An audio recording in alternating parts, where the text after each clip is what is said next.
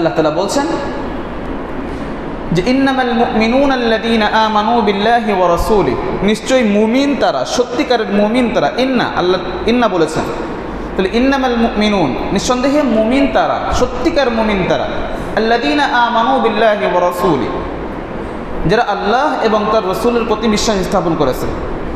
সুম্মা লাম ইয়ারতাবু, এরপরে কোনরূপ সংশয় পোষণ করেনি। ওয়াজাহাদু বিআমওয়ালিহিম ওয়া আনফুসিহিম ফি সাবিলিল্লাহ, আল্লাহর রাস্তায় নিজের জান এবং মাল নিয়ে জিহাদ করেছে। এবার আল্লাহ বলেন উলাইকা হুমুস সাদিকুন, ওরাই ঈমানের দাবিতে সত্যিকার অর্থে মুমিন, ঈমানের দাবিতে সত্যবাদীরা। তাহলে ঈমানের দাবিতে সত্যবাদী হওয়ার জন্য একটা গুরুত্বপূর্ণ শর্ত আল্লাহ জুড়ে দিয়েছেন, তা হলো লাম ইয়ারতাবু, সন্দেহ পোষণ করে নেই। তার মানে সন্দেহ যদি থাকে তাহলে সেটা কি হবে না? ঈমান হবে না। যেই ঈমান আল্লাহর কাছে কাজে আসতে পারে, যেই ঈমান আল্লাহর কাছে গ্রহণযোগ্য হতে পারে। দুনিয়ার মানুষের ফায়দা নেওয়া যেতে পারে, দুনিয়ার মানুষের থেকে স্বার্থ নেওয়া যেতে পারে এই ঈমান দিয়ে। এই ঈমান দিয়ে মুমিনদের সাথে বাহ্যিকভাবে ধোঁকাবাজি করা যেতে পারে। এই ঈমান প্রকাশ করে আপনি দুনিয়ার স্বার্থ সিদ্ধি করতে পারেন। মুনাফিকরা করেছে না সেই যুগে? করেছে। আপনিও করতে পারেন বা আমিও করতে পারি, কিন্তু এই ঈমান দিয়ে আল্লাহ না করেন, এই ঈমান দিয়ে পরকালে মুক্তি মিলবে না। তো এই যে সংশয়ের যে স্বভাবটা, এই সংশয়ের থেকে আমরা বলেছিলাম যে আরও কিছু অপরাধের জন্ম দেয়। বিষয়টা হলো যে সংশয়ের থেকে মানুষের মাঝে যে জিনিসটা দানা বাঁধে সেটা হলো ভোগবাদী মানসিকতা তৈরি করে। অর্থাৎ সে দুনিয়ার চাকচিক্যে মোহগ্রস্ত হয়ে পড়ে, দুনিয়ার আরাম আয়েশ, দুনিয়ার যে সমস্ত নাজ নিয়ামত, এগুলোতে সে উদ্ভ্রান্তের ন্যায় ঘুরতে থাকে, এগুলোতেই সে অভ্যস্ত হয়ে পড়ে। দুনিয়ায় টাকা পয়সা অর্জন করা এটা দোষের নয়। আপনি হালাল পন্থায় টাকা পয়সা উপার্জন করবেন, অনেক সম্পদের মালিক হবেন, এটা দোষের নয়। ইসলামী শরিয়ত এটা দোষের দেখে না।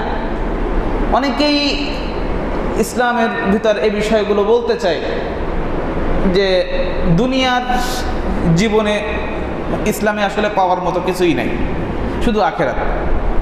অথচ রব্বানা আতিনা ফিদ দুনিয়া হাসানা, আগে কোথার কথা বলা হয়েছে? দুনিয়ার কথা বলা হয়েছে। রব্বানা আতিনা ফিদ দুনিয়া হাসানা।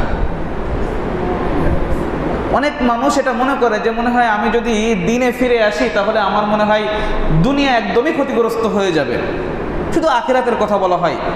ভাই না, এই জীবনেও আমাদের সফলতার পথ, ইহকালীন সফলতা এবং পরকালীন সফলতা, উভয় সফলতার পথ দেখাই হচ্ছে দিন।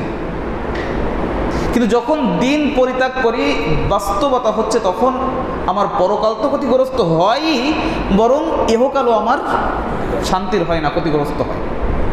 দুশ্চিন্তা, পেরেশানি এসবের ভিতর দিয়েই যেতে হয়। থাকতে পারে অঢেল সম্পদ, কিন্তু দুশ্চিন্তা শেষ হয় না দিন পরিত্যাগ করলে। এটা আল্লাহর পক্ষ থেকে নগদ এক শাস্তি আমার আপনার জন্য, যদি আপনি দিন পরিত্যাগ করি।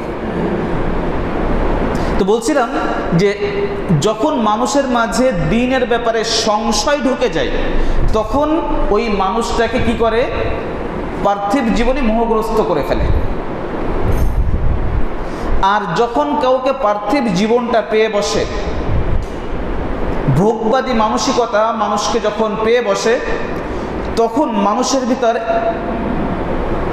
দুইটা জিনিসের যে পার্থক্য, এই পার্থক্যটা ভুলিয়ে দেয়। কোন দুইটা জিনিস? একটা হলো প্রয়োজন আর একটা হলো চাহিদা। তখন মানুষ মনে করে যেটাই চাহিদা ওটাই প্রয়োজন, ওটাই প্রয়োজন যেটাই চাহিদা। কিন্তু এই দুইয়ের মাঝে রয়েছে বিস্তর ফারাক। আজকের দুনিয়া মানুষকে এটা শেখাচ্ছে যে আপনার চাহিদা এবং আপনার প্রয়োজনের মাঝে কোনো পার্থক্য নেই, যেটাই চাহিদা ওটাই আপনার প্রয়োজন। কিন্তু চাহিদা আর প্রয়োজন এক জিনিস নাই। সংক্ষেপে বোঝেন, আপনি যে কোনো জিনিস, সংসারের যে কোনো জিনিস কিনবেন, যা কিছু কিনবেন না, আপনি যে জিনিসটা করবেন সেটা হলো চিন্তা করবেন যে এটা কি আমার চাহিদা পূরণ করছে নাকি আমার প্রয়োজন পুরো করছে। কারণ আল্লাহ তাআলা আমাদেরকে প্রয়োজন পুরো করার ব্যবস্থা করে দিবেন, কিন্তু আল্লাহ তাআলা আমাদের চাহিদা পূরণের ব্যবস্থা রাখেন নাই। এই জন্য আল্লাহ রসুল হাদিসে বলেছেন, বনি আদমের চাহিদা কে পূরণ করবে? কবরের মাটি। তো আমার আপনার চাহিদা তো এ তো পূরণ হবে না, এ পূরণের মতো ব্যবস্থা আল্লাহ তাআলা দুনিয়াতে রাখেন নাই, কিন্তু আমাদের প্রয়োজন পূরণের মতো ব্যবস্থা আল্লাহ দুনিয়াতে রেখেছে। তো আমি আপনি চেষ্টা করব যে আমাদের কি পূরণ করব, আমাদের প্রয়োজনটা পুরো করার চেষ্টা করব। আমি যে জিনিসটাই কিনবো দোকান থেকে আমার পরিবারের জন্য, দেখবো এটা আমার চাহিদা নাকি আমার প্রয়োজন। বুঝতে পেরেছেন? আমার চাহিদা নাকি আমার প্রয়োজন। 10টা গাড়ি কারোর চাহিদা হতে পারে, দৈনিক সে একটা ব্যবহার করবে, 10 দিন পর পর সে কি করবে, আবার সেই প্রথমটা দৈনিক একটা করে গাড়ি ব্যবহার করবে। এটা মানুষের চাহিদা হতে পারে, কিন্তু মানুষের প্রয়োজন এটা নয়, মানুষের প্রয়োজন এটা নয়। তো আপনি যখন চিন্তা করবেন যে প্রত্যেকটা জিনিস কেনার সময় যে এটা আমার চাহিদা নাকি আমার প্রয়োজন, তখন দেখবেন যে আল্লাহ তাআলা এর মাঝে বারাকা দিচ্ছেন। সাহাবা ইকরামদের দিকে তাকান, এবার দেখবেন আপনার কাছে টোটাল বিষয়টাই ক্লিয়ার হয়ে যাবে। তাদের যে চাহিদা ছিল না তা না, কিন্তু তারা চাহিদা পূরণ করেন নাই, পূরণ করেছেন প্রয়োজন, যার কারণে অল্প সম্পদের মাধ্যমেই হয়ে গেছে। তখন আর হারামের দিকে ঝুঁকতে হয়নি, হারামের দিকে ধাবিত হতে হয়নি। আল্লাহ বুঝার তৌফিক দান করে। তো দুয়ের মাঝে পার্থক্য করতে হবে। একটা হলো সংশয় আর একটা হলো ওয়াসওয়াসা। একটা আসে নিফাকের থেকে, থাকে শয়তানের কুমন্ত্রণা থাকে। শয়তানের কুমন্ত্রণা যদি আসে এবং তখন যদি আপনার ভিতরে ঈমানের বিষয়টা জাগ্রত হয়, তখন এটা আপনার ভিতরে যে ঈমান রয়েছে তার সাক্ষ্য। তাহলে ওয়াসওয়াসা আর সংশয় কি নয়, এক জিনিস নয়। এটা আপনার অনেক হাদিস আপনারা জানেন যে অনেক সাহাবীর মাঝেও এমন সংশয় জাগ্রত হতো। অনেক সাহাবী মনে করছেন যে তিনি কি মুনাফিক হয়ে গেছেন কিনা। যেমন নাফাকা হানজালা, এক সাহাবী দৌড়তে আসছেন, তার নাম ছিল হানজালা। এই হানজালা আবার ওই হানজালা নয় যিনি গসিরুল মালাইকা, মালাইকারা যাকে গোসল দিয়েছিলেন সেই হানজালা নয়। এই আরেক হানজালা, উনি একবার রাস্তাতে দৌড়াতে আসছেন আর বলছেন নাফাকা হানজালা, হানজালা মুনাফিক হয়ে গেছে। আবু বকর সিদ্দিক রাদিয়াল্লাহু আনহু আবার এটা শুনে ফেলেছেন। কি ব্যাপার, এই তুমি কি বলো? বলছে নাফাকা হানজালা। বলছে কেন, কি হয়েছে? বলছে যখন আল্লাহ রসুলের কাছে থাকি তখন অন্তরের অবস্থা একরকম থাকে, যখন বের হয়ে আসি তখন অন্তরের অবস্থা পরিবর্তন হয়ে যায়, তখন দুনিয়াতে আমরা একবার মগ্ন হয়ে যায়। বলছে আরে বলো কি, তা আমারও একই অবস্থা। আবু বকর সিদ্দিক রাদিয়াল্লাহু আনহু বলতে আমারও তো একই অবস্থা, চলো দুজন যাই। এবার দুজন এসে এই কথা বলছে। আল্লাহ রসুল বলছেন আসলেই কি তোমাদের ভিতরে এমন জাগ্রত হচ্ছে? বলছে হ্যাঁ। আল্লাহ রসুল আল্লাহু আকবার, আল্লাহু আকবার, আল্লাহু আকবার।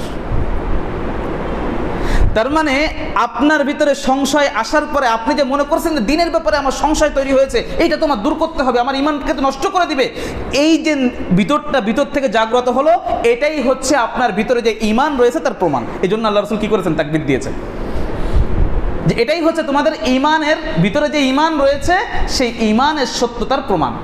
কিন্তু এটাকে জায়গা দেওয়া যাবে না, এটাকে কি করা যাবে না, জায়গা দেওয়া যাবে না। সাথে সাথে কি করতে হবে, আল্লাহ রসুল একটা কথা বলেছেন ছোট্ট, যখনই এমন অবস্থা জাগ্রত হবে সাথে সাথে বলতে হবে আমানতু বিল্লাহ, অর্থাৎ ঈমানটাকে নবায়ন করে নিতে হবে। ঈমানটাকে কি করে নিতে হবে, আবার নবায়ন করে নিতে হবে।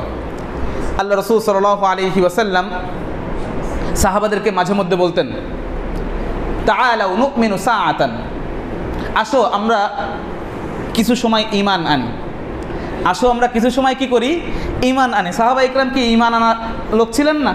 তাহলে এ কথার অর্থ কি? তার মানে আমরা আমাদের ঈমানটাকে নবায়ন করে নিই, এটা আল্লাহ রসুলের একটা আদেশ। আল্লাহ রসুল সাল্লাল্লাহু আলাইহি ওয়াসাল্লাম হাদিসের ভিতরে আদেশ করেছেন জাদ্দিদু ঈমানাকুম, তোমরা তোমাদের ঈমানটাকে নবায়ন করো। জাদ্দিদু ঈমানাকুম, তোমরা তোমাদের ঈমানকে নবায়ন করো।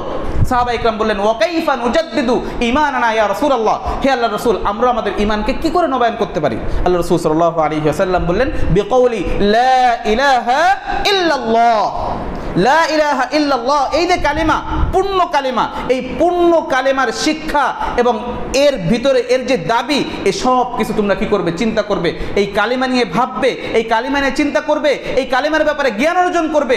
এই সব কিছুর মাধ্যমে তোমাদের ঈমান কি হবে, ঈমানটা নবায়ন হবে।